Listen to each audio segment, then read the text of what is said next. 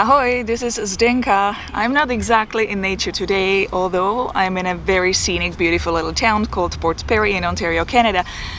It is time to come up with another creative camera challenge. This time I have tons of tips when it comes to street photography.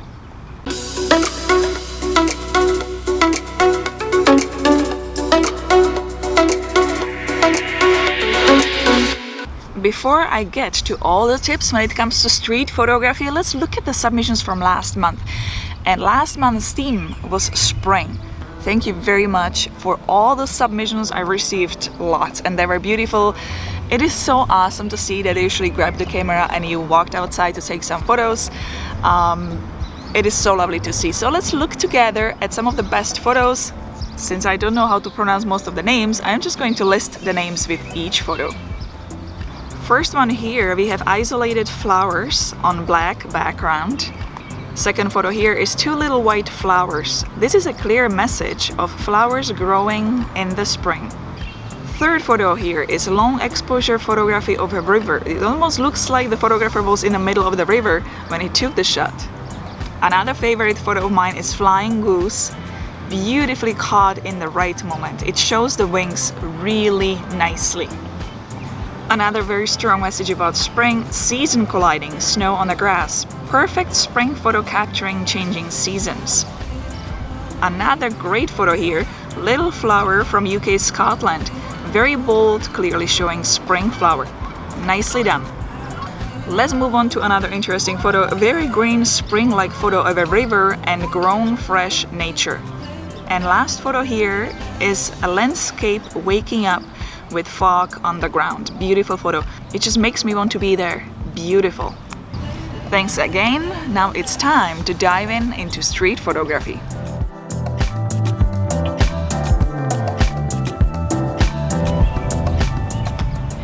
Let's begin with explaining what street photography really is.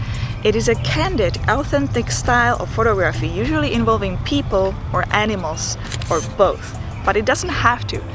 It can be also photos of objects, buildings, streets, or public places.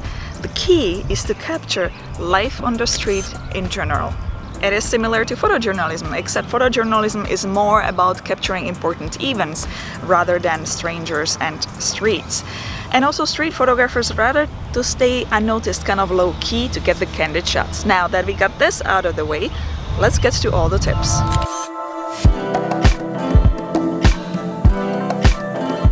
Tip number one, start local. You know interesting places and you know probably which area is safe.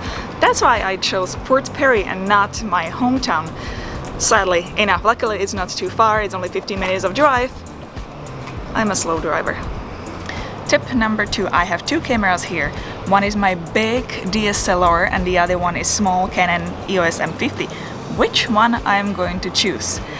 Well, I'm not gonna go with the big one, even though it is faster and I could just use faster shutter speed. I'm going to choose small Canon EOS M50 because I will be more unnoticed.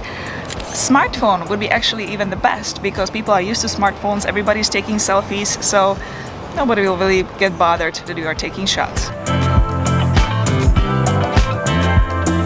What lens should you choose? Well, it is recommended for street photography to use wide-angle lens, somewhere between 24 to 50 millimeters. I have here 15 to 45 millimeters, that's all I have, so I'm going to use that. If you're wondering why I'm not gonna use my telephoto lens, I love my telephoto lens for candid style photography and I use it for weddings, but the people there at the weddings, they know that I'm there to take their photos, so they don't mind.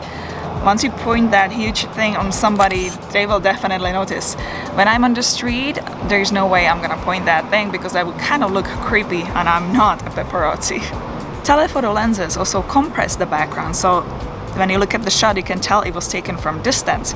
If you use wide-angle photo, you will be more drawn into the story.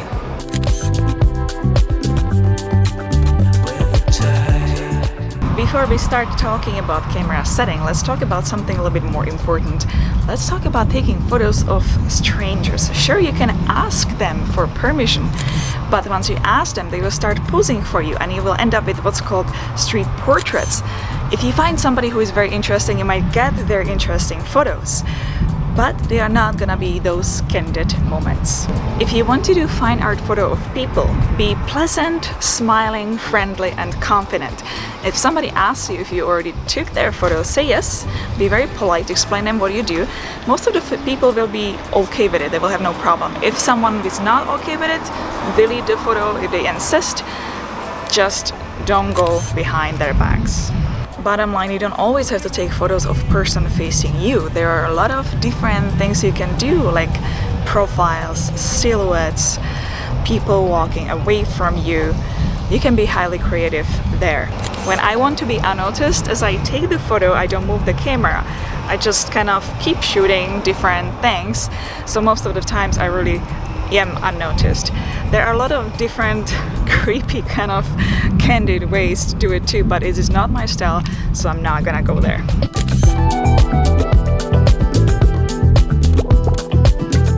Tip number 4, prepare your settings. Use aperture between f8 and 11 to get a lot of details in a shot. When it comes to ISO, use ISO 100 to 200 if you have a very bright sunny day, and shutter speed should be at least equivalent to your focal length. So if you are shooting on 50mm lens, you should be using 1/50th. If you are going to shoot in a motion, then I would go with very fast shutter speeds such as 1/200th as a second. You can manual focus or you can do autofocus. If you are going to choose autofocus, then use single point autofocus. There is also a button on the back of the camera which is a lock focus button. Once you press it, you will lock your focus. When you press it again, you will release it. Tip number 5, don't use the zoom much or don't touch the zoom at all. Concentrate more on a composition. Especially if you are doing candid shots, you might miss important moments when you are constantly playing with your zoom. Tip number 6, lights, shadows, foreground and background. Pay attention to very interesting lit areas and shadows.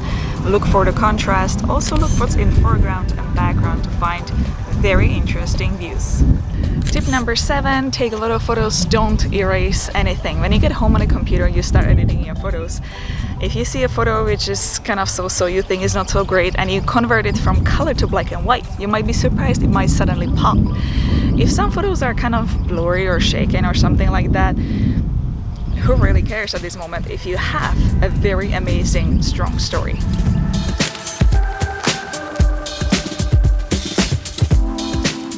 So do you have more clarity now how it all works? Well, it's your turn. You have up till June 26th to submit your street photography photos. You can take it with any camera, from smartphone to DSLR, and it can be color, black and white, anything you like, for a chance to be featured in the next Creative Camera Challenge video. You can submit them either to ZD Camera Challenge Facebook group, and the link is in the video description below, or you can upload them on Instagram and use hashtag ZDChallenge6.